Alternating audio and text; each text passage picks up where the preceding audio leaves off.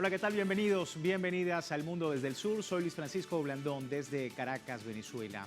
Nos ubicamos el día de hoy en Latinoamérica porque Colombia, Bolivia y Venezuela rechazan la decisión unilateral de los Estados Unidos de desertificar a naciones del continente en la lucha contra las drogas. El gobierno colombiano, por ejemplo, considera la medida como un acto político que no reconoce los resultados significativos y cuantificables que ha logrado en los últimos años en materia de la lucha contra el narcotráfico. Afirma que Washington no es un organismo reconocido para evaluar las políticas de drogas de otras naciones, misión que le corresponde a la ONU, por lo que la unilateral desertificación de Estados Unidos no significa pues mucho para países como Bolivia. El gobierno denunciaba también las acusaciones de Estados Unidos que carecen de fundamento y reitera los informes internacionales, esto en alusión a Venezuela, que validan como una nación libre de narcotráfico a ese país en más de 20 años. Es decir, pues una controversia que ha generado este informe de los Estados Unidos en torno a cómo estos países, Colombia, Bolivia y Venezuela, han llevado a cabo la lucha contra el narcotráfico. Vamos a estar hablando del tema. Antes de recordarle, a través de nuestras redes sociales, a lo largo del día hemos sondeado la opinión de nuestros usuarios sobre el tema. Algunos de ustedes quizás ya han participado respondiendo a la pregunta que hemos hecho al respecto. Sin embargo, volvemos a recordarla. Bolivia, Colombia y Venezuela rechazan decisión de Washington de aplicar unilateralmente desertificación en estas naciones en su lucha contra el narcotráfico. ¿Qué representa esta acción de Estados Unidos? Allí las opciones: es ilegal, la tarea recae en la ONU, es una decisión meramente política de Estados Unidos, refleja la hipocresía de Estados Unidos, el mayor consumidor de drogas, o deslegitima la lucha antidrogas en Latinoamérica. Ahí están las opciones. Le invitamos a participar. Más adelante revisamos y asociamos todas las respuestas.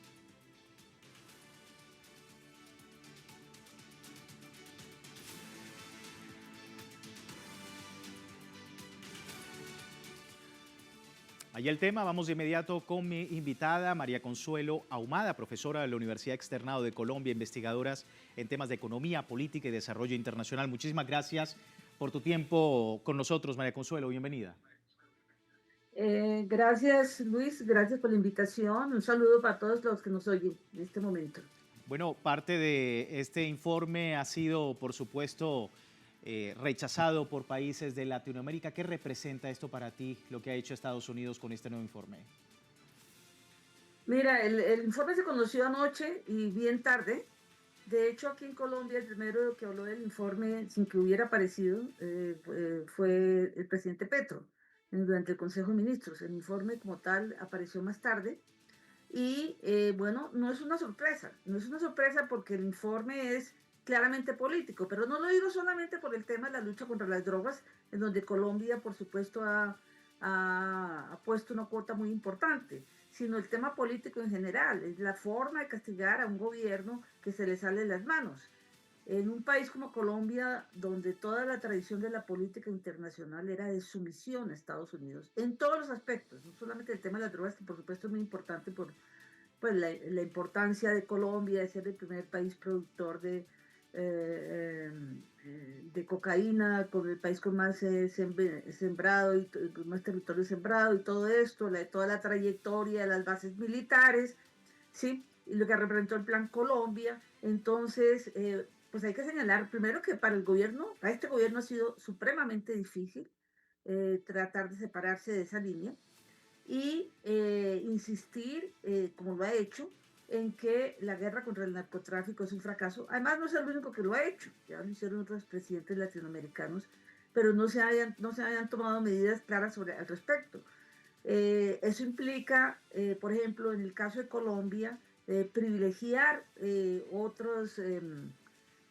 digamos, otras actividades en el plano de luchar contra la droga. Por ejemplo, en vez de fumigar a los campesinos y campesinas, que es lo que históricamente se ha hecho, fumigar los cultivos de coca, pero en general todos los cultivos, se pone el énfasis en la interdicción. Eso es lo que ha hecho el gobierno de Petro. Pero también ha puesto el énfasis en tratar de cumplir el punto uno del acuerdo de paz, ¿sí? Que es la reforma rural integral, que no es solamente formalizar la tierra, darle tierra a los campesinos, sino construir vías terciarias, lo que no le gusta a los gobiernos neoliberales, ¿sí? darle crédito, apoyar la economía campesina, la producción agraria, servicios sociales, educación, salud, agua potable, todo aquello que ha sido postergado por siglos por parte de la oligarquía. Entonces, cambiar pues, la producción de coca por cultivos que tengan una, digamos, que sean lícitos, es muy complicado. Eso no es un proceso de la noche a la mañana y requiere presupuesto y requiere decisión. Es lo que Petro ha llamado la transformación territorial. Entonces, pues en eso está. Romper con las políticas antidrogas de Estados Unidos no ha sido posible, ¿no? Y entonces, ahora lo certifican, se esperaban, lo certifican. Pero es una oportunidad única, ¿no? Para poder romper, digamos, de alguna manera con esa política antidrogas de los Estados Unidos. Decía el presidente Gustavo Petro que es una, digamos que es una oportunidad lo que se está presentando con esto, ¿no? Muchos problemas, ¿no? Estamos en el último año de su gobierno. Él tiene que acabar de ejecutar lo que empezó a hacer, ¿sí? Mostrar resultados. Estamos en una competencia muy fuerte porque la oligarquía y la ultraderecha quieren volver al poder, bueno, el Estado siempre lo han controlado, ¿no?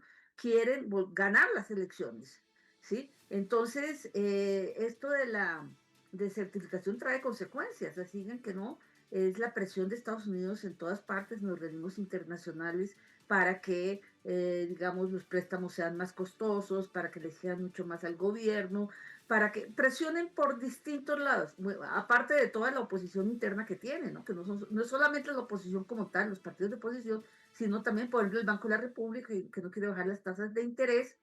La Corte Constitucional más o menos acabó con la reforma tributaria que hizo exitosamente el primer año del gobierno, ¿no? Para ponerle impuestos a los que no pagan, a los ricos y a las empresas multinacionales de petróleo y de minería. Todo el trabajo que ha impulsado en torno a la energía limpia, a energía alternativa, a la descarbonización, protección del Amazonas, bueno, todo su proyecto, aparte de su postura política internacional. Señalamos lo de Palestina, nomás lo de Gaza, el apoyo a Gaza abierto en todos los organismos internacionales, pero ahora frente a el asedio a Venezuela, que es también un asedio a Colombia, porque somos países hermanos y tenemos una frontera enorme, ¿sí? Entonces Petro en eso ha estado muy firme, ha dicho aquí, es decir, desembarco de tropas, ataque militar, no se permitirá y Colombia no se va a prestar para que ataquen a Venezuela desde Colombia, como sí lo hizo Duque hace 5 años, en plena pandemia. Eso lo podemos recordar, ¿no? Cuando gracias al valor del ejército bolivariano y del pueblo venezolano se logró detener a los que se metieron. Bueno, en esa ocasión Trump no admitió la responsabilidad. Ahora se siente envalentonado y lo hace con todo orgullo, ¿no? Sí. Meterse a como el lugar. Sí, y lo cierto es que el presidente Gustavo Petro también ha rechazado cualquier tipo de chantaje, decía, contra el gobierno colombiano. Vamos a escuchar lo que dijo el presidente. A mí no me preocupa la ayuda de los Estados Unidos. Nosotros somos los que estamos ayudando a los Estados Unidos, porque el problema es de ellos, no de nosotros. Y es con presupuesto, lo reemplazamos eso con presupuesto. Si un país no es capaz de soportar sus mismas fuerzas armadas, no es soberano. Y Colombia es soberana. Entonces, sin chantaje sobre este gobierno, no lo acepto. Dejen de matar a la gente latinoamericana en el mar latinoamericano. Y hablamos. Que tienen que hablar primero son ellos. Y los invitamos a que hablen, porque no estoy aquí para agarrarme con los gringos, sino para que nos respeten. Y bueno, desde Venezuela también el gobierno bolivariano denunció que las acusaciones de Estados Unidos carecen de fundamento. En un comunicado, pues rechaza y repudia el informe emitido por el Departamento de Estado de los Estados Unidos que pretende señalar países de tránsito y productores de drogas ilícitas durante 2025 en una imaginaria e ilegítima autodesignación como juez y policía del mundo. Recuerda que Venezuela está certificada como un territorio libre de cultivos ilícitos. Además, que está debidamente comprobado que no existen cárteles ni plantaciones destinadas precisamente al procesamiento de drogas en Venezuela. Quería preguntarte, María Consuelo, porque desde Venezuela hay un llamado muy importante del presidente Nicolás Maduro, decía, de una reunión urgente por parte de la Comunidad de Estados Latinoamericanos y Caribeños, CELAC, teniendo en cuenta pues este nuevo escenario. ¿Cómo ves la pertinencia de ese llamado? Claro que es muy pertinente, ¿no?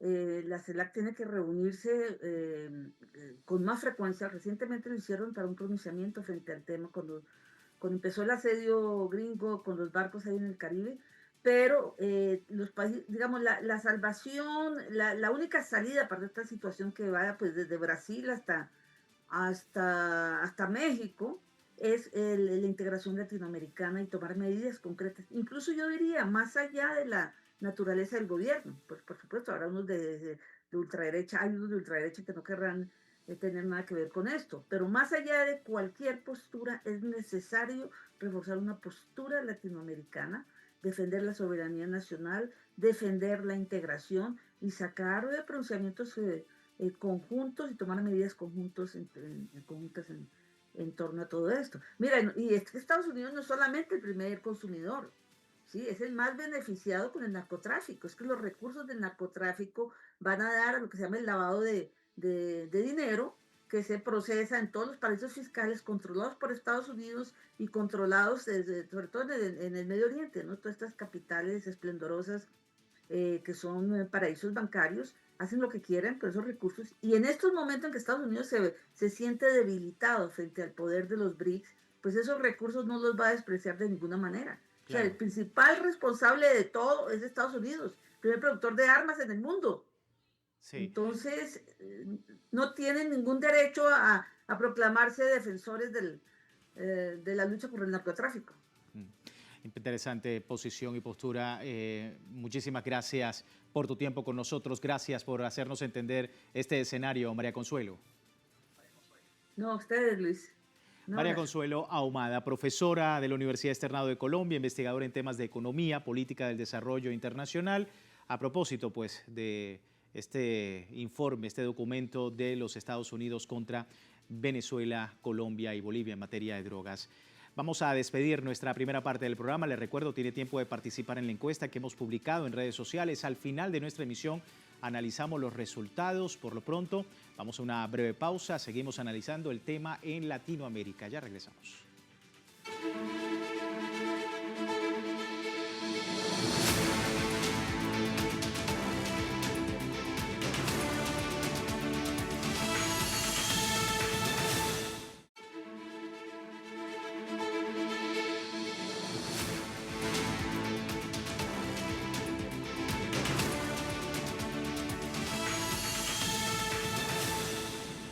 Gracias por seguirnos en El Mundo desde el Sur, hablando de Latinoamérica, porque mientras Estados Unidos recientemente con un informe desertifica a naciones del continente, por otro lado, ¿qué está ocurriendo puertas adentro? Pues empiezan a sonar voces en contra de este despliegue militar de los Estados Unidos en el Caribe. El senador demócrata Jack Reed denunció que las acciones de Donald Trump contribuyan a un claro abuso de poder. Dijo en redes sociales lo siguiente: el poder de declarar la guerra le corresponde al Congreso, no al presidente. Estos atroces asesinatos son ilegales y podrían arrastrar a Estados Unidos una guerra con Venezuela. El Congreso debe exigir responsabilidades al presidente Trump y detener este imprudente abuso de poder antes de que sea demasiado tarde, dice en redes sociales el senador demócrata Jack Reed. A la postura de este senador se suman otras figuras del Congreso de los Estados Unidos. El senador Tim Kaine, junto con más de 20 legisladores demócratas, dirigió una carta oficial al presidente Donald Trump exigiendo explicaciones sobre la legalidad del ataque y reclamando transparencia respecto a la información que sustentó tal acción. Y al mismo tiempo el senador republicano Rand Paul expresó su preocupación por el uso de fuerza letal sin el debido proceso, alertando sobre los riesgos legales y éticos de ejecutar operaciones militares de este tipo sin autorización explícita del Congreso de los Estados Unidos. Me acompaña el profesor César Sención Villalona, economista, dominicano experto en declive del dólar y hegemonía estadounidense. Profesor, muchas gracias nuevamente por su tiempo. Bienvenido. Gracias a ustedes por la invitación.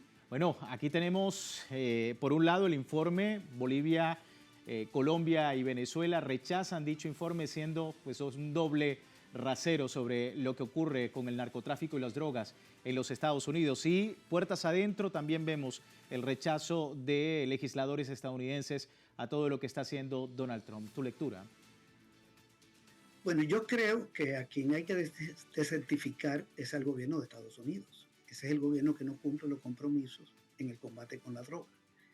Según los gobiernos de Estados Unidos, en su territorio no se produce droga, sino que llega del exterior. Sobre todo la droga que está prohibida, llega del exterior. Esa es la información que ellos le venden al mundo. Sin embargo, Estados Unidos tiene más de 800 bases militares en el mundo, tiene el 45% de las armas del mundo, el 35% del gasto militar del mundo. Tienen comandos repartidos en el mundo entero. Tienen el comando de Europa, tienen otro comando en el sudeste asiático, en el Medio Oriente. Tienen un comando en África, en el Indo-Pacífico. Tienen el comando de Hawái, el comando del Pacífico en su territorio. Tienen el comando norte en su territorio que vigila todo su territorio. Y el comando sur en Miami que vigila toda América Latina, el Caribe, Centroamérica y Suramérica. Y uno se pregunta, ¿cómo entra la droga a Estados Unidos? Con todo ese armamento repartido en el mundo y con todo ese control territorial que tienen. Vemos algunos datos que son bastante llamativos. Hay una encuesta del año 2023, que es la última información que yo manejo, sobre el consumo de droga. Puede ser que estos datos sean ya más altos, lo que voy a dar. El 25% de la población de Estados Unidos de más de 12 años consume droga. Y son adictos los de más de 12 años. El 16% de más de 12 años. Estamos hablando de 47 millones de habitantes del país que consumen drogas ilegales y que tienen algún trastorno por el tema de la droga. Ellos dicen que el consumo de la droga les cuesta 740 mil millones de dólares al año, entre pérdida de empleo, enfermedades, delitos, pero no la combaten. La droga sigue entrando a su territorio. Estimulan la droga a través de películas, de videos, por medio de las redes sociales, a través de los medios de comunicación. La consumen todos los extractos, independientemente de su nivel de ingreso. Esta es la realidad que tenemos. Entonces uno se pregunta, ¿será culpa de los países donde se supone, según ellos, que se genera la droga? ¿O será culpa del gobierno de Estados Unidos que permite que entre? Yo creo que aquí hay un negocio. Estados Unidos a mí me parece que protege la droga, no la combate. Sí. Y lo voy a decir por 6 razones. Quiero mencionar 6 razones. La primera es que es una necesidad para la tranquilidad social, es decir, para que su población, que es muy grande, la que consume droga, esté tranquila. Si esa droga no entra, hay una problemática social grave en el país. Segundo, es un negocio de miles de millones de dólares. Se calculan 240 mil millones de dólares que se mueven en Estados Unidos por la droga. Eso es el Producto Interno Bruto de todos los países de Centroamérica y muchos del Caribe. Y solo la cocaína mueve 330 millones de dólares. La droga llega a Estados Unidos porque la mete un empresario que la envía hacia allá. Pero allá no le llega al pueblo, le llega a un importador. Como un importador trae vehículos de fuera, o trae leche, o trae medicina, igual trae droga. Y de ahí se va a la población, de manera que es un negocio de grandes. Esta es una segunda razón. La tercera es que le venden armas a los carteles. El presidente de México, el expresidente Calderón, denunció en la OEA y en la ONU, yo lo recuerdo, que Estados Unidos era el responsable del problema de la droga en México. Él decía, nosotros intentamos combatir los carteles y ellos le siguieron vendiendo armas. Ahí hay una tercera razón, la venta de armas, que es muy fuerte en Estados Unidos. Complejo militar industrial. Una cuarta razón es que justifican bases militares. Como venden la idea de que están en contra de la droga, colocan bases militares en Colombia, tienen en Perú, tienen en América Latina, en varios países, Aruba, Curazao, pero donde llegan las bases militares sube el cultivo. En Afganistán, donde invadieron, subió el cultivo de opio. En Colombia, yo recuerdo un ministro de Defensa hace como 15 años que dijo que había aumentado el cultivo y la venta de cocaína. Una quinta razón es que utilizan el tema para agredir países, acusar países y agredirlos.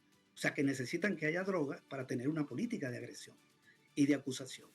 Y una sexta razón es que también se meten en las políticas internas de los países. Toman decisiones internas. Meten preso a un narcotraficante, tumban a un presidente, a Juan Orlando lo apoyan en Honduras, pero cuando ya no les sirve lo capturan para que crean que la combaten. Es decir, que esto es una farsa.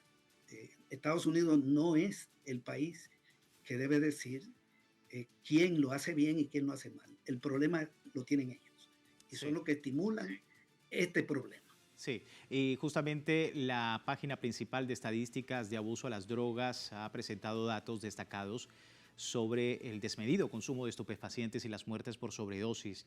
Según datos, 51,2%, es decir, más de la mitad de las personas de 12 años han consumido al menos una vez drogas ilícitas en los Estados Unidos. Desde 1999, las sobredosis por estupefacientes han matado a más de 1 millón de personas solo en Estados Unidos.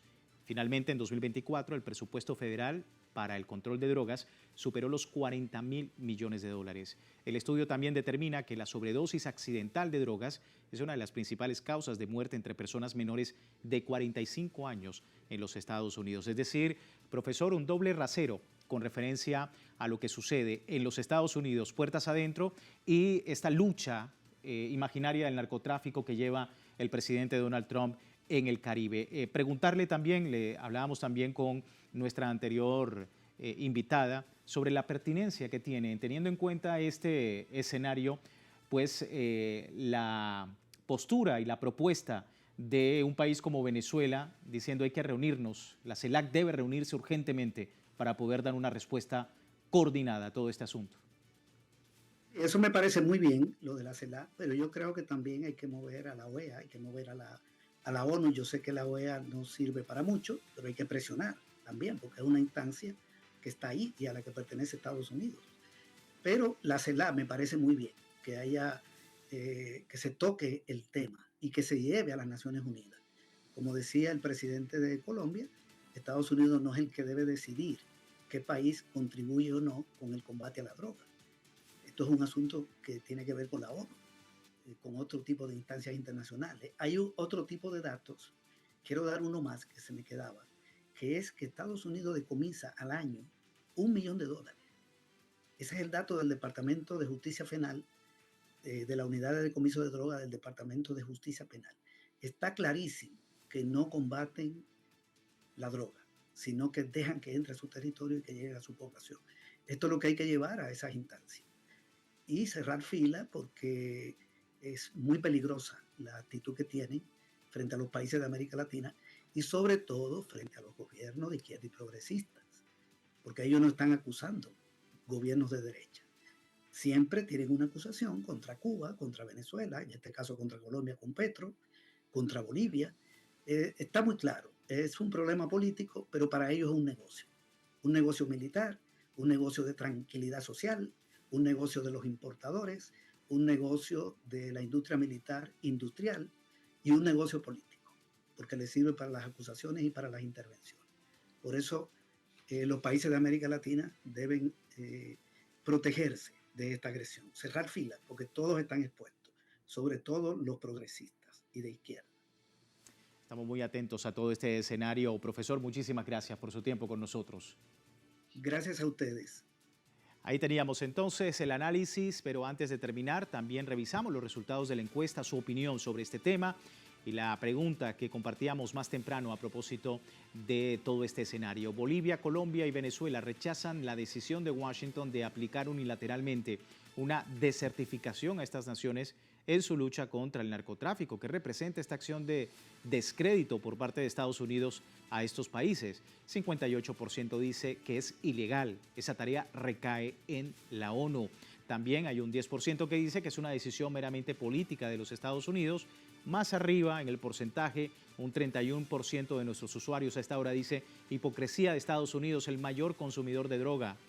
Es parte de los resultados. A todos ustedes, muchísimas gracias por opinar, por ofrecernos al equipo su opinión sobre este importante tema para América Latina y el Caribe. Nosotros finalizamos y les recuerdo como siempre www.telesurtv.net con nuestra señal en tiempo real desde cualquier parte del mundo y también en Telegram, como hemos visto, no solamente nuestra encuesta, sino toda la información de Latinoamérica, el Caribe y el mundo, siempre con una postura y una perspectiva desde el sur. Soy Luis Francisco Blandón. Gracias por seguirnos.